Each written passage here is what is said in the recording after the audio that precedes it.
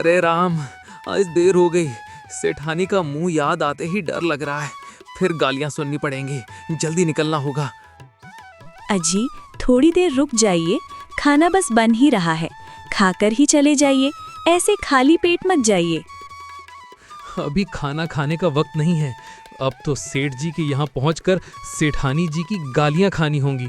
सुखदेव हड़बड़ाते हुए घर से निकलता है और दौड़ते हुए सेठ जी के घर पहुंचता है। वहां सेठानी जी पहले से ही इंतजार कर रही होती हैं। जैसे ही सुखदेव उनके सामने पहुंचता है, सेठानी जी बिना देर किए अपनी जहरीली बोली शुरू कर देती हैं। क्यों रे सुखदेव, आजकल तुझे चर्बी चढ़ गई है क्या? कभी जल्दी आता है, कभी देर से आता है, अपने मन की चला रहा है।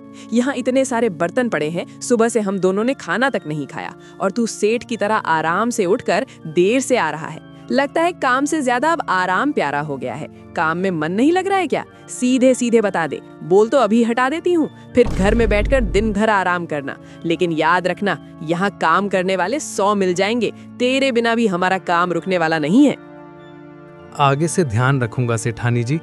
अब से मैं हमेशा समय पर पहुंच जाया करूंगा। हाँ चल ठीक है, अब जल्दी से बर्तन साफ कर, हमें खाना खाना है। सेठानी जी की खरी खोटी सुनकर सुखदेव चुपचाप बर्तन धोने में लग जाता है।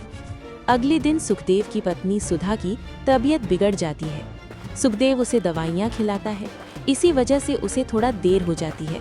फिर भी वो घबराया हुआ भागता हुआ सेठ जी के यहाँ काम पर पहुँचता है।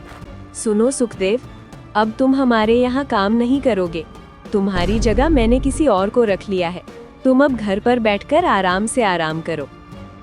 सेठानी की बात सुनते ही सुखदेव चौंक जाता है। उसके चेहरे के हाव भाव पल भर में बदल जाते हैं। आंखों में सन्नाटा उतर